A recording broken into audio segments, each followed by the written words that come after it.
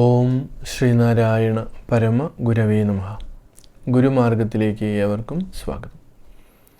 ഗുരുവിൻ്റെ ആത്മോപദേശ ശതകത്തിൽ 60ാമത്തെ ശ്ലോകത്തിലേക്ക് നമ്മൾ കടക്കുമ്പോൾ നമ്മൾ മുൻപ് സൂചിപ്പിച്ച പോലെ ഈ അറിവിനെ, ഈ പരമ്പൊരുളിനെ മമതയ്ക്ക് അധീനമാക്കി പറയുന്ന ആളുകൾ, അവരുടെ ആ ഒരു മാനസികാവസ്ഥ, അവരതങ്ങനെ പറയുമ്പോഴും സത്യത്തിൽ ഇതിൻ്റെ യാഥാർത്ഥ്യം തിരിച്ചറിയുന്നില്ല എന്ന് ഗുരു സൂചിപ്പിക്കുകയാണ്. ഗുരു എന്താ പറയുന്നത്? അറിവിനെയും മമതയ്ക്കധീനമാക്കി പറയും ഇതിൻ പരമാർത്ഥമോർത്തിടാതെ പറകിലും അപരതത്വമെന്ന പോലെ അറിവ് അറിയുന്നവൻ അന്യമാകുകയില്ല. അപ്പോൾ ഇവിടെ അറിവിനെയും മമതയ്ക്ക് അധീനമാക്കി പറയും.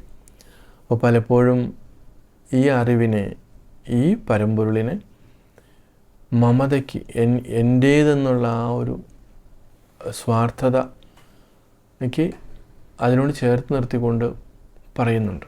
പക്ഷെ അത് അറിയുന്നില്ല. അങ്ങനെ പറയുന്നുണ്ടെങ്കിലും അതിൻ്റെ പരമാർത്ഥം അറിയാതെ, ഓർത്തിടാതെ എന്നാണ് ഗുരു പറയുന്നത്. ഓർക്കാതെയാണ് ഇതൊക്കെ പറയുന്നത്.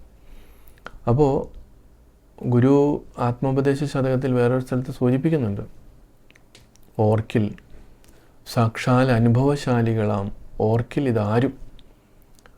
ആരും ഇതിനെക്കുറിച്ച് ഓർത്താൽ അനുഭവശാലികളാണ്. എന്ത്? ഈ ഞാൻ തന്നെയാണ് എല്ലാത്തിലും നിറഞ്ഞു നിൽക്കുന്നത്, എവിടെയും നിറഞ്ഞു നിൽക്കുന്നത് എന്നുള്ള ആ ഒരു പരമാർത്ഥം, അത് ഈ മമതയ്ക്ക് അധീനമാക്കി പറയുന്നവർ അറിയുന്നില്ലെന്നാണ്. അത് ഓർക്കാതെയാണ് ഇവർ പറയുന്നതെന്നാണ്. പിന്നെയോ പറകിലും അപരതത്വം എന്ന പോലെ, ഇനി അങ്ങനെ പറഞ്ഞാലും അറിവ് അറിയുന്നവൻ അന്യമാകുകയില്ല. അറിവും അറിയുന്നവനും ഇതിൽ നിന്ന്, ഈ തത്വത്തിൽ നിന്ന്, പരമമായിട്ടുള്ള തത്വത്തിൽ നിന്നും അന്യമല്ല എന്നുള്ള യാഥാർത്ഥ്യം തിരിച്ചറിയുന്നില്ല എന്നുള്ള. അപ്പോൾ ഗുരു ഇവിടെ ആത്മോപദേശ ശതകത്തിലൂടെ പറയാൻ ശ്രമിക്കുന്നത്, ഒരു വ്യക്തിയെ, ഒരു ശിഷ്യനെ അല്ലെങ്കിൽ ജിജ്ഞാസുവിനെ അവനെ അവൻ്റെ സ്വഭാവത്തിലേക്ക്, സ്വരൂപത്തിലേക്ക് ഉണർത്താൻ വേണ്ടിയിട്ടുള്ള പരിശ്രമമാണ്. പക്ഷേ ആ പരിശ്രമത്തിന് തടസ്സമായിട്ട് നിൽക്കുന്നത് നമ്മളിലുള്ള ഈ തമോ ഗുണവും രജോ ഗുണവുമാണ്, അജ്ഞാനം. അതിനെ മാറ്റിയെടുക്കാൻ വേണ്ടുന്ന രീതിയിലുള്ള ഉദാഹരണങ്ങളും ഉപദേശങ്ങളും. പക്ഷേ അവനിൽ സ്വയമായിട്ട് ഇതിലൊരു ഉണർവുണ്ടാവണം, തിരിച്ചറിവുണ്ടാവണം. അതില്ലാതെ വരുമ്പോൾ ആർക്കും ഒന്നും ചെയ്യാൻ പറ്റില്ല എന്നുള്ള. ഇപ്പോൾ ഗുരുവിൻ്റെ ദർശനം പലരും ചോദിക്കുന്നുണ്ട്, എന്തുകൊണ്ട് ഈ ഗുരുവിൻ്റെ ആശയത്തെ, ദർശനത്തെ ആളുകൾ മനസ്സിലാക്കുന്നില്ല? കഴിഞ്ഞ ദിവസം നമ്മുടെ ക്ലാസ് കേട്ടിട്ട് ഒരാൾ ചോദിക്കുന്നുണ്ടായിരുന്നു. അപ്പോൾ എന്തുകൊണ്ട് മറ്റുള്ളവർ മനസ്സിലാക്കുന്നില്ല എന്നുള്ളതിൻ്റെ അപ്പുറത്തേക്ക് എന്തുകൊണ്ട് ഞാൻ മനസ്സിലാക്കുന്നില്ല എന്ന് നമ്മൾ ചിന്തിക്കണം. നമ്മുടെ ഒരു ട്രെൻഡ് അങ്ങനെയാണ്. നമ്മൾ പൊതുവെ മറ്റുള്ളവരെ നന്നാക്കാൻ വേണ്ടിയിട്ടാണ് ശ്രമിക്കുന്നത്. അവനവൻ നന്നാകണമെന്നോ അവനവന് വെളിച്ചമുണ്ടാകണമെന്നോ ശ്രമിക്കാറില്ല.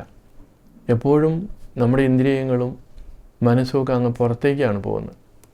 മറ്റൊരാളെ ശരിയാക്കി കളയാം. ഇപ്പം നമ്മുടെ കുഞ്ഞുങ്ങളെ തന്നെ, അവരെ നമുക്കങ്ങ് നേരെയാക്കാമെന്ന് പറഞ്ഞിട്ടാണ് നമ്മൾ ഓരോ കാര്യങ്ങൾ ചെയ്യുന്നത്. പക്ഷെ ഞാൻ എത്രമാത്രം നേരെ ആയിട്ടുണ്ട് എന്ന് നമ്മൾ ചിന്തിക്കുന്നില്ല. അവിടെയാണ് നമ്മുടെ അപകടം. അപ്പോൾ തീർച്ചയായിട്ടും ആ ഒരു മാറ്റം നമ്മളിൽ ആദ്യം ഉണ്ടാകണം. നമ്മളിലുണ്ടായാൽ മാത്രമേ അത് മറ്റുള്ളവരിലേക്ക് പകരാൻ നമുക്ക് സാധിക്കൂ. ഗുരുവും നമുക്ക് അങ്ങനെ തന്നെയാണ് കാട്ടിത്തന്നത്.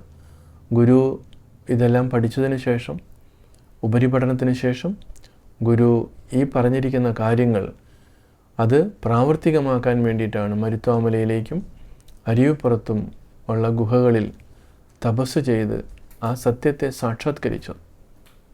പക്ഷേ ആളുകൾ ആ വശം വിട്ടുകളഞ്ഞിട്ട് എന്തുകൊണ്ട് ഇത് നമ്മൾ മറ്റുള്ളവർ അംഗീകരിക്കുന്നില്ല, മറ്റുള്ളവർ പഠിക്കുന്നില്ല, അവരെ എന്തുകൊണ്ട് പഠിപ്പിക്കുന്നില്ല എന്നുള്ള കുറ്റപ്പെടുത്തലിലേക്ക് മാറുന്നത്. അപ്പോൾ ഗുരുവിൻ്റെ ജീവിതം നമ്മൾ നോക്കുമ്പോൾ അത് ആദ്യം ഗുരു പ്രാവർത്തികമാക്കാൻ ശ്രമിച്ചു, അതിനുശേഷം അത് മറ്റുള്ളവരിലേക്ക് പകർന്നു കൊടുക്കാൻ ശ്രമിച്ചു എന്നുള്ളതാണ്. അപ്പോൾ ഗുരുവിൻ്റെ ജീവിതം തന്നെ നമ്മുടെ മുൻപിലുണ്ട്, തുറന്ന പുസ്തകമാണ്. പക്ഷേ നമ്മൾ മടിയന്മാരായതുകൊണ്ടും സ്വാർത്ഥന്മാരായതുകൊണ്ടും മുൻവിധിയോടുകൂടി കാര്യങ്ങളെ കാണുന്നവരായതുകൊണ്ടും നമ്മൾ വിട്ടുവീഴ്ചയ്ക്ക് തയ്യാറല്ല. നമ്മുടെ വിവേകം ആ രീതിയിൽ പ്രവർത്തിക്കുന്നില്ല. അതുകൊണ്ടാണ് ഈ അറിവിനെയും മമതയ്ക്ക് അധീനമാക്കി പറയുന്നത്. അത് ഈ തത്വം, ഇതിൻ്റെ പരമാർത്ഥം അറിയാത്തത് കൊണ്ടുകൂടിയാണ്. അപ്പോൾ അങ്ങനെയൊക്കെ വരുമ്പോൾ നമ്മൾ സ്വയമായിട്ട് ഉദ്ധരേതാത്മനാത്മാനം നാത്മാനം അവസാദയേത് എന്നൊക്കെ ഗീത പറയും. അപ്പോൾ ഇതിനെ നമ്മൾ സ്വയമായിട്ട് തിരിച്ചറിയാൻ, ഈ ആത്മാവിനെ തിരിച്ചറിയണമെങ്കിൽ നമ്മൾ സ്വയമായിട്ട് തന്നെ ഉണരണം. അപ്പോൾ അതിന് ഗുരുക്കന്മാർക്ക് വഴി കാട്ടിത്തരാൻ മാത്രമേ സാധിക്കുകയുള്ളൂ. ജോലി ചെയ്യേണ്ടത് അവരവരാണ്. അപ്പോൾ സാക്ഷാൽ ശ്രീനാരായണ ഗുരുദേവൻ അതിനുള്ള വഴികൾ കൃത്യമായിട്ട് വെട്ടിത്തെളിച്ച് തന്നു. അതിന് വരും വരായികളെക്കുറിച്ചുള്ള എല്ലാ നിർദ്ദേശങ്ങളും ഗുരു നൽകിയിട്ടുണ്ട്. പക്ഷെ നമ്മൾ ഈ വഴിയിലൂടെ സഞ്ചരിച്ചാൽ മാത്രം മതി. പക്ഷേ എന്നെ തല്ലണ്ട അമ്മാവ, ഞാൻ നന്നാവില്ല, ഞാൻ നടക്കില്ല എന്ന് പറയുന്ന ഒരു മനോഭാവമാണ് ഇന്നുള്ളത്. അത് മാറ്റിയെടുക്കാനായിട്ട് നമുക്ക് ശ്രമിക്കാം. ഏവർക്കും നമസ്കാരം.